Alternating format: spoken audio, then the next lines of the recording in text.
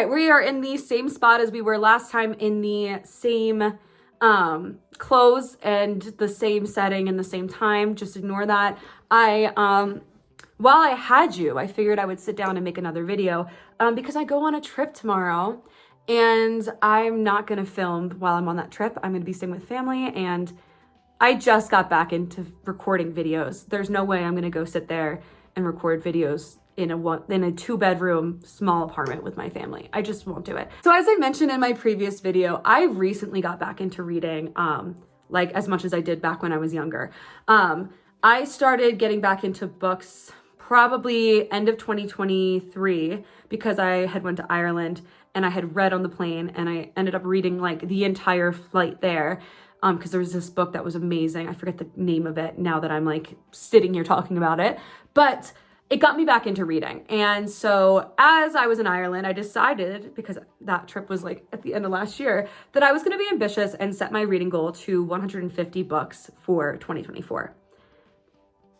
That was ambitious. I had just gotten back into reading. I had no idea how much time I'd have to read, nor did I know like how much 150 books is and how much, like how many days you'd have to read each book if you wanted that goal. So I ended up shortening that goal from 150 to 75. I'm currently at 60. That means I have a little less than 31 days to finish my reading goal, which is doable, very much doable. I have 2 trips planned for December, and I tend to do a ton of reading when I'm on the go. So that is probably where I'm gonna do the most of my reading.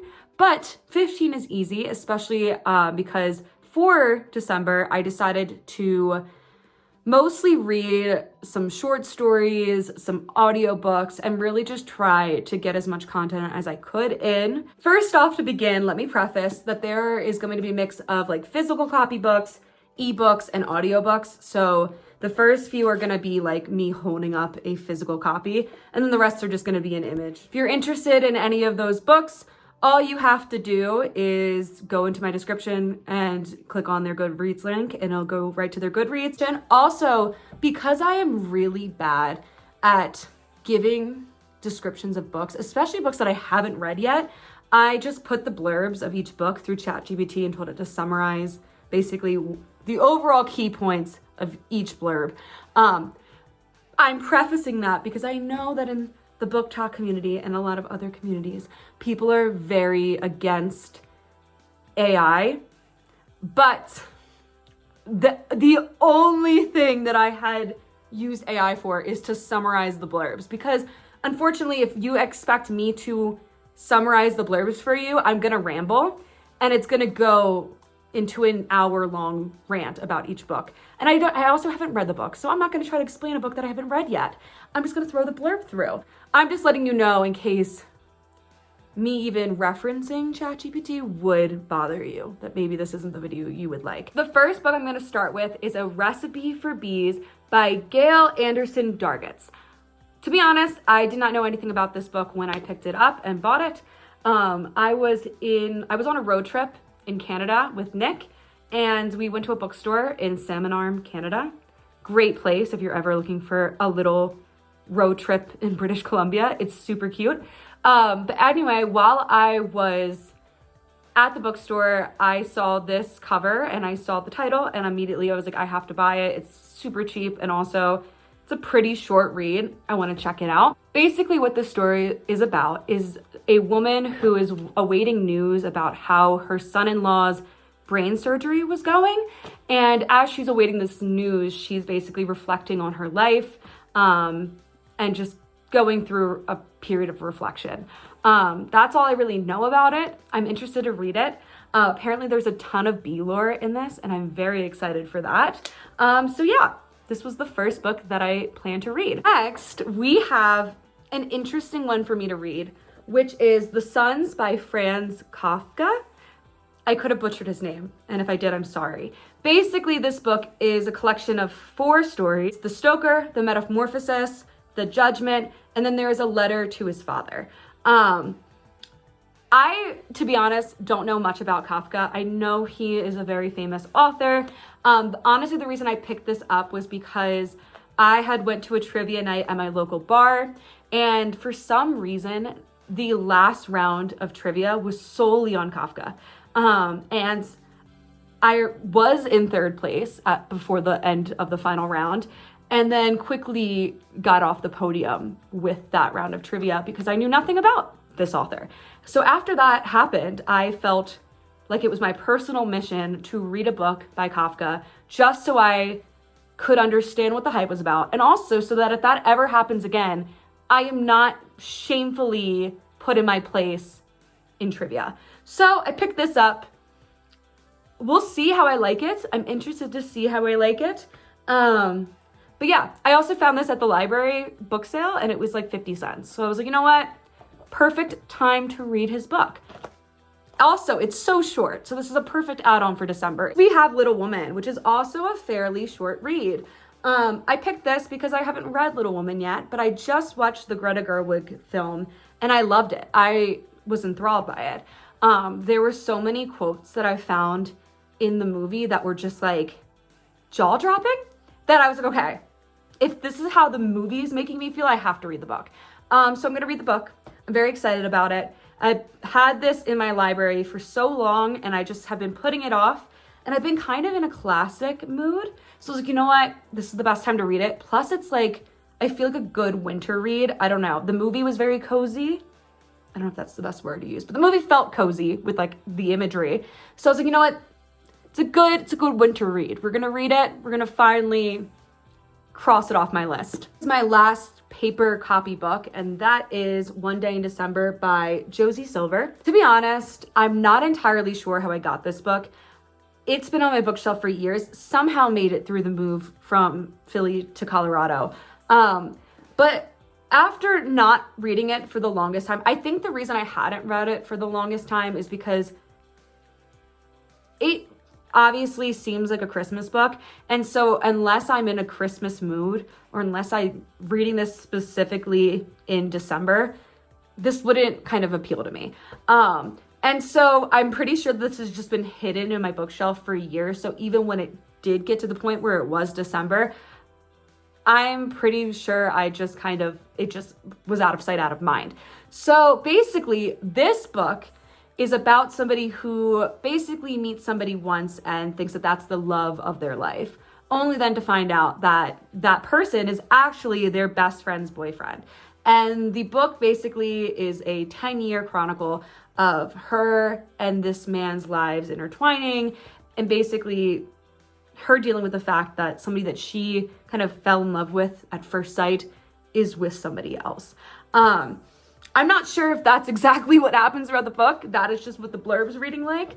I'm really excited for it. I've been really into like seasonal reads. For Halloween, I read a ton of monster smut, not gonna lie. So I was excited for this one. I was like, okay, this is the perfect time to read this book and cross it off my list. Hopefully it does not disappoint. So yeah.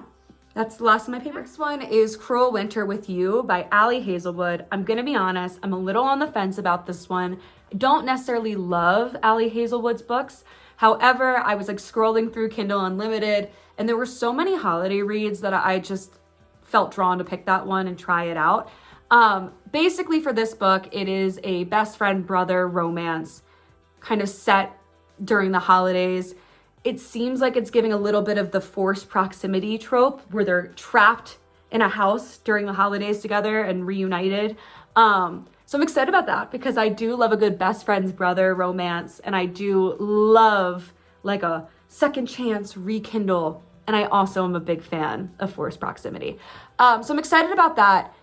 Hopefully this is an Ali Hazelwood book I like. We shall see. I'll let you know at the end of December. Next book is A Very Merry Mess by Elana Johnson. Haven't read anything from her, so I'm excited about this. This is another one that I got drawn into because I was scrolling through Kindle Unlimited and saw, you know, a winter type of romance, and I felt called. I had to do it. It's Christmas. And so this one, based off what I'm gathering, is the main character's best friend kind of steps in as her fake boyfriend to help her navigate the, you know, stressful time that is family gatherings during the holidays. I love Friends to lovers. As you can tell, there's not a lot of romance tropes that I don't like, but I love friends to lovers. That's probably my top trope. And I'm not gonna lie, I know a lot of people hate fake dating, and I know that they all follow basically the exact same prompt, but I love a good fake dating, especially around the holidays.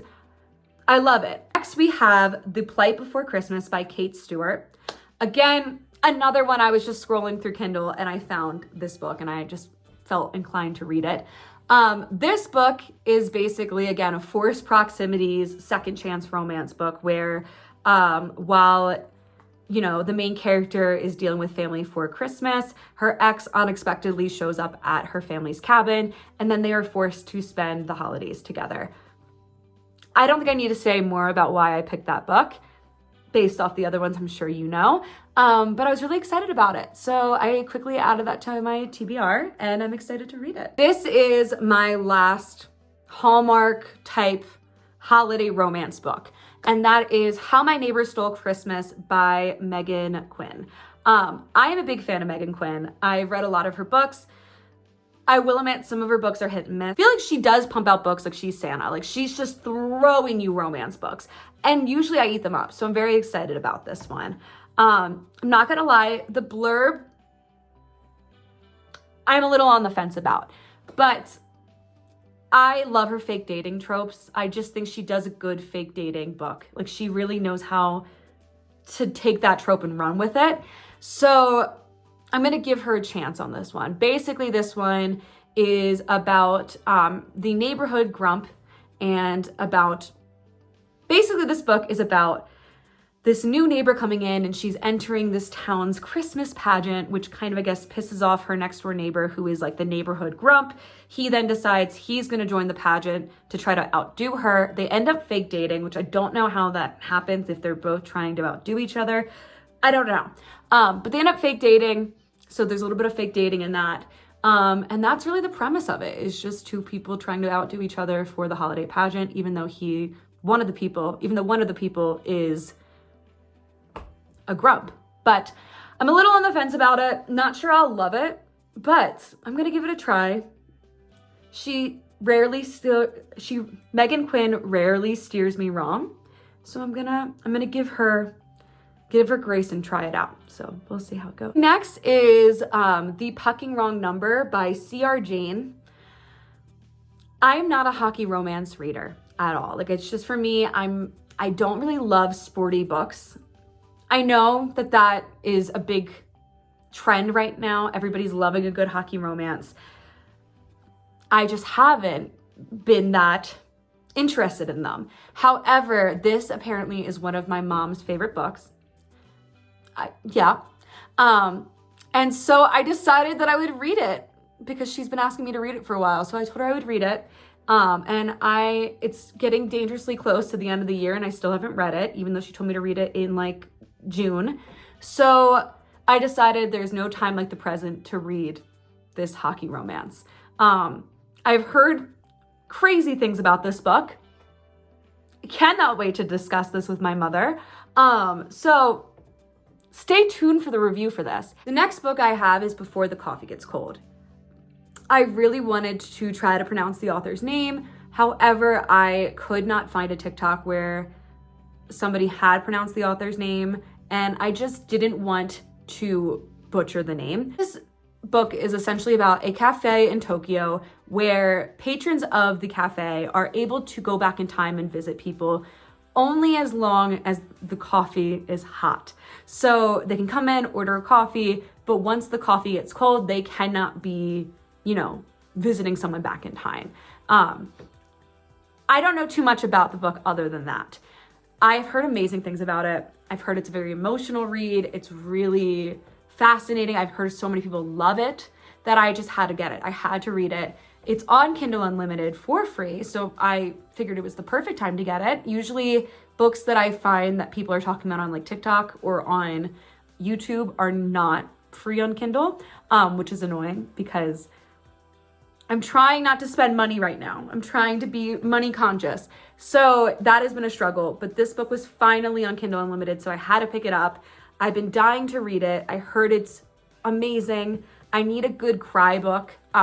It's fairly short, so I figured it would be a good book to plow through during December. So I'm really excited for this book. Next book I have is The Hermit in the Woods by Michael L. Finkel. This book is about a hermit who lived away from people for 27 years. It's a nonfiction book, and it basically just covers like who this person was, how it was to kind of reintroduce themselves back into society. It features a lot of interviews throughout it about people who knew him or just people that had experiences similar. But I'm really excited about this book because I went through a big Thoreau period back when I was younger. I really like the idea of just like jetting off into the middle of the woods and just finding myself and being away from people and being able to, you know, find solitude. I'm sure a lot of people have also felt that way. So a lot of those books where people, you know, end up just like, a lot of the time those stories of people who end up really doing it and just leaving society enthrall me. I love to know how people did it, how they felt about it, and how they were able to kind of reconnect with society once they decided that they didn't want to live a hermit lifestyle any longer. So I picked this book for December because I'm doing my first half marathon on Saturday and have been trying to get more into reading audiobooks while running because music, while it's great, there's only so many times you can hear the same songs while running until it gets repetitive. So I wanted something that really forces me to shut my mind off and just like listen, and just not focus on running. So I figured that that would be a good book to kind of just shut my mind off and just focus. This book that we have is Don't Believe Everything You Think by Joseph Nguyen. I'm not sure if I pronounced his last name right, so ignore that. Also, that goes for basically every author on this video, just because I cannot pronounce things to save my life. So I think that that's right. But anyway, this book is just basically about how your thoughts can impact your mood as more than you expect. And basically, it just talks about how a lot of anxiety is caused from us overthinking, which I feel like is a given. But listen, I'm an anxious girly. This was a pretty short book, and I was like, you know what? I'm going to try it. I'm going to read it. The next one is The Answer Is No by Fredrik Backman. I picked this book up because I've seen a lot of the author's work, and everybody always raves about it, but I just hadn't picked anything up yet. And I came across this book, which is a short story essentially about a like more reclusive man who really just like, enjoys his solitude, who ends up kind of being thrown into this investigation at his apartment complex over a missing frying pan. And it basically just talks about, you know, solidarity and community and things like that. I'm more interested in reading the author's work than the back blurb of the book, but I'm excited to read it. All right, we are on to our last two books of December, which now that I have recorded all of these is starting to seem a little bit more ambitious, but we got this. Our last book, it is When We Were Friends by Jane Green. This book has been on my Kindle Unlimited shelf for the longest time, probably since like April. The cover really drew me in, but the reviews on Goodreads were very mixed, so I just haven't picked it up. It's essentially about a recent divorcee finding a new friend and then finding out that her friend might not be who she thought she was, based off the blurb of the book. So it's giving nothing, but I'm sure that there's a lot that goes into it once you read the book.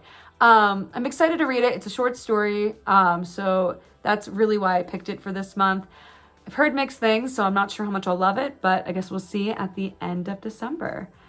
Finally, we have our last book of December, which is Natural Selection by Elin Hilderbrand. Pretty sure that's how you say her name. Again, this was a book that's just been on my Kindle shelf for way too long, and it was a short story, so I figured this was the perfect time to finally get it off my shelf by the end of 2024.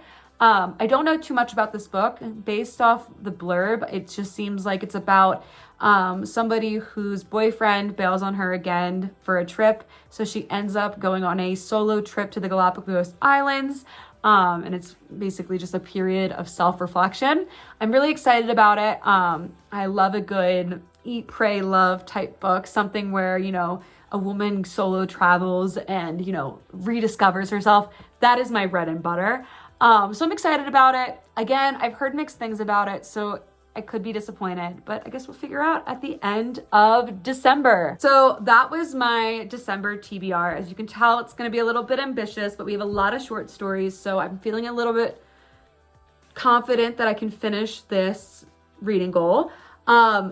There is a high chance that my TBR changes depending on my mood. I might realize halfway through this month that I cannot stomach nonfiction and then end up not reading nonfiction. So this is not set in stone, but this is just the ambitious goal that we have for December. I'm going to keep these up next year, and I'm going to try to do it so that I ration my books so that I'm not just trying to fit 15 books into the end of the year. I'm trying to do it so that I try to do maybe, let's say, 7 each month. So in 2025, you can expect monthly TBRs and monthly recap reviews. So I'm so glad that we got to do our first one before the year started, so you can get used to this. But yeah, stick along. At the end of this month, I'm going to do a recap review of all the books that I read in December. And then I will also have my January TBR. And then I will have my January TBR up around the first of the year. So yeah, thanks for sticking along. Let me know in the comments if there's any books that you're going to be reading along with me. So yeah.